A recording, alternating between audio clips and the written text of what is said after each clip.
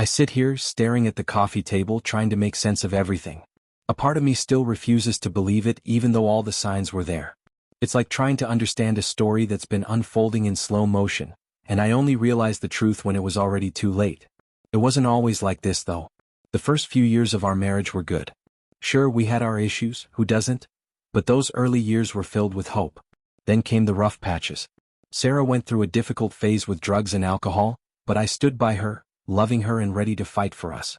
There were nights when she'd cry herself to sleep, asking if I was going to leave her.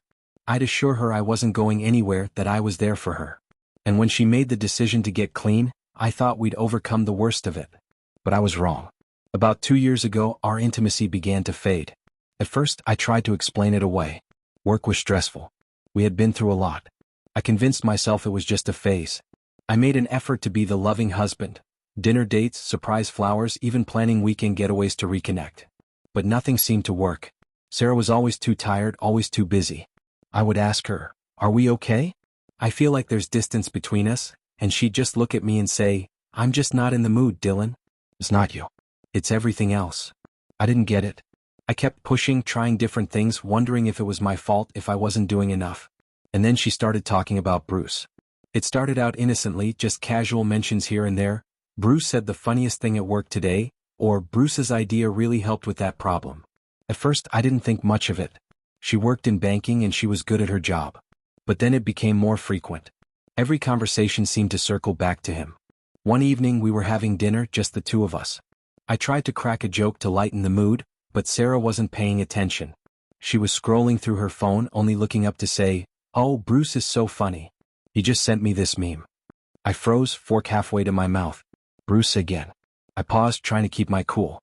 "You talk about him a lot," I said. She looked at me, flushed. "What? He's just a good guy. We talk at work. That's all." I tried to stay calm, but there was a knot tightening in my stomach. "You talk about him more than you talk about me," I said, and she looked away, tapping her phone nervously. "I didn't think you'd be so sensitive about it," she said. "It's just work stuff." But it didn't feel like just work stuff anymore. It was personal. There was a change in the way she spoke about Bruce, a softness, something I hadn't heard from her in a long time. It didn't stop there. More mentions. More stories. One night, I asked her, "Did Bruce say anything about the project today?" Her face lit up. "Oh yes, he actually said something really insightful," she replied. "He said if you want to climb the ladder, you need to stop looking at the rungs and just jump. Isn't that brilliant?" I blinked. "And you agree with him?" I asked. She nodded eagerly. "Of course. He's really smart, Dylan. He gets it." That was when it hit me. Bruce wasn't just a colleague. He was becoming a fixture in our home, in our conversations. I had never even met him, but I was starting to feel like he was already part of our lives. The more she talked about him, the more I wanted to know who he was. Why did she talk about him like he was important? She was glowing when she mentioned his name, and I started to feel like I was the outsider. I started noticing more signs. She would laugh at his messages, and her eyes would brighten when his name popped up on her phone. It was subtle at first, but I couldn't ignore it. There was something more there, something I wasn't a part of. One night, after yet another mention of Bruce, I asked, "Why do you always talk about him like that? Like he's the most interesting person in your life?" She froze. Her hand, holding a glass of wine, paused midair. She looked at me, and I could see the walls she had built up in her eyes. "Dylan, why are you making this a thing? Bruce is just a friend. We work together. He's a good person." But I didn't believe her. Not anymore. The more she talked about him, the more I felt like a ghost in my own home. Bruce was slowly becoming the center of her world, and I was fading into the background. About a month ago, Sarah told me she was going out for happy hour with some of her female co-workers. My gut tightened immediately. The first thought that crossed my mind was that she was drinking again. We had been through enough, and the thought of her slipping back into those old habits was unbearable. I looked at her, trying to sound calm, though the concern was creeping into my voice. "So you're drinking again?" She waved it off with a reassuring smile. "No, I'm not drinking. Just going to hang out with the girls from work. You know, unwind." I nodded, though the unease didn't leave. I knew better than to push her at that moment. If I did, I might accuse her of something she wasn't doing. But the thought still lingered. What was really going on? She came home around 7 p.m. that night, sober, with no trace of alcohol on her. I tried to shake the tension in my chest. Maybe I was just overthinking things. But when those happy hours became more frequent, happening 2 or 3 times a week, I couldn't ignore it. It wasn't the frequency that bothered me, it was the way she seemed so eager to leave, so engaged in these outings. I wanted to believe her, but deep down I felt like something wasn't right. I wasn't the one she was sharing everything with anymore. One night, we were sitting on the couch, eating pizza and watching a mindless action movie. I was trying to enjoy the rare quiet moment, but there it was again, the nagging feeling in the back of my mind that something was off. Without warning, Sarah turned to me. "I think we should open our marriage." I froze. The words didn't register at first. "What?" I asked, my voice catching. She took a deep breath, as if she had been rehearsing this moment. "I've been thinking about it, Dylan. One of my coworkers and her husband are doing it, and it's really worked for them. They said it spiced up their relationship, helped them reconnect. I think it could work for us too." I was speechless. My mind was racing, trying to process what she had just said. "So you want us to open our marriage?" I asked, my voice trembling.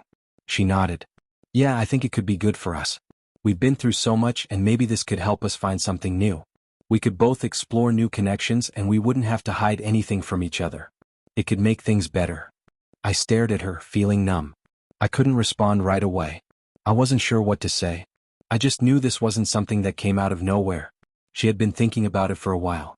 The next day, I made a call to a private investigator. I didn't tell Sarah. I wasn't ready to show my cards just yet. I needed answers. I had to know the truth. I felt like I was living in a constant state of uncertainty, wondering if I was just being paranoid. But when Sarah brought up the open marriage conversation, something inside me snapped. I knew Bruce was involved. There had been too many signs. So I called the investigator. "I need you to look into someone for me. His name is Bruce. I think he works with my wife."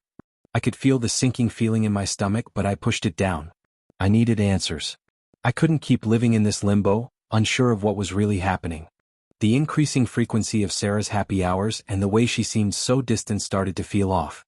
When I mentioned Bruce, I could almost hear the investigator taking notes on the other end of the line.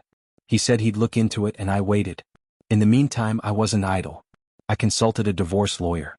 He was blunt and gave me no sugarcoating. He told me that in Georgia, if I could prove infidelity, I wouldn't be required to pay spousal support. That at least gave me some relief. I wasn't ready to make a major move yet, but knowing I wouldn't be financially tied to her betrayal was a small comfort. The lawyer also had practical advice. Open a new bank account if you have a joint one. It made sense. If things were going downhill, I needed to protect myself and my finances. That realization hit hard. This wasn't just emotional pain anymore, it was about safeguarding my life and everything I'd worked for. For weeks, I tiptoed around Sarah, trying not to notice her growing detachment. I didn't want to give her any reason to cover her tracks further. Every time she left for one of her happy hours, I found myself wondering what was really going on. But I stayed quiet, avoiding conflict. Part of me hoped I was overreacting, that it was all in my head, but deep down I knew something was wrong. When the investigator finally called, I wasn't prepared for what he had to say. I tried to stay calm as he told me, "We've got the information you asked for. Your wife has been seeing Bruce for a while, but it's not just him. She's also involved with other co-workers, the ones she mentioned when talking about the open marriage. The happy hours were just a cover." My stomach sank. It felt like the world was collapsing around me. I suspected it, but hearing it confirmed was devastating. 15 years of my life, all ending in lies and betrayal. It was too much to process. I didn't confront her. What was the point? What could I say? It was already over. So I filed for divorce the very next day. No confrontation, no drama. I just packed up my things and moved out while she was at work. The divorce wasn't easy, but it wasn't the nightmare I feared either. She tried to paint me as the villain, saying I was emotionally unavailable and that I had driven her to cheat. But I didn't bother fighting back. The investigator's evidence, the photos, the texts, the details of her nights out, spoke for itself. In the end, I didn't have to pay any spousal support, no alimony, nothing. She didn't get a penny. Now at 47 I'm starting over.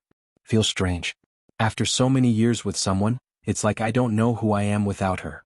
Some days I feel angry, furious at her for what she did, for destroying everything we had. Other days I just feel an emptiness I don't know how to fill. I thought we'd figured it out. We had survived so much together. But I was wrong. I'm trying to find myself again, to remember who I was before I became part of a couple. Slowly, I'm rediscovering old hobbies, things I enjoyed before everything was about us. I've started painting again, simple watercolors and abstract pieces.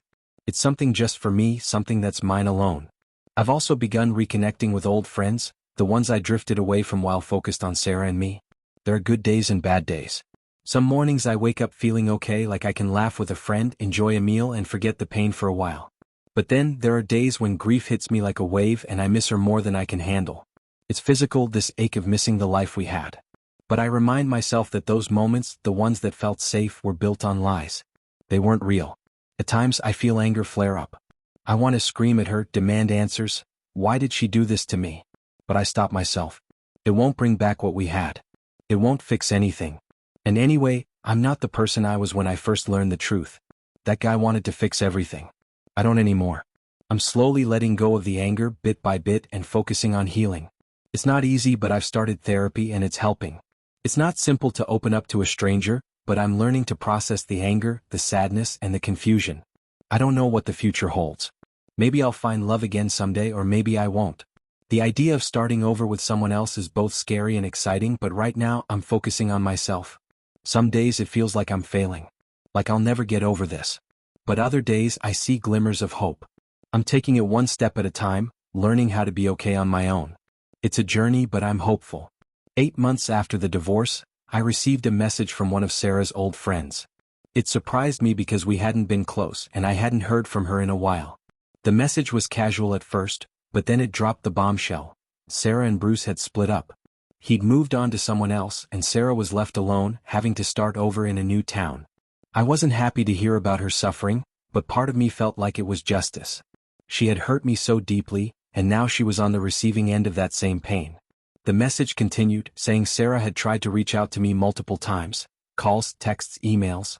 She was upset and wondered why I hadn't responded. That stung. Of course, I had seen her messages. I just couldn't bring myself to respond. After everything she did to me, how could I let her back in? The trust was gone. The hurt was too deep. I had to protect myself. I knew if I opened that door again, I'd just be reopening old wounds. I wasn't ready for that. So I stayed silent. I didn't respond to any of her attempts to contact me. I knew I had to leave her in the past. The only way to heal was to cut her out completely. It wasn't easy, but I'd learned that sometimes healing means walking away from what once was. It hurt, but I couldn't go back. Not to her, not to the woman who had torn me apart.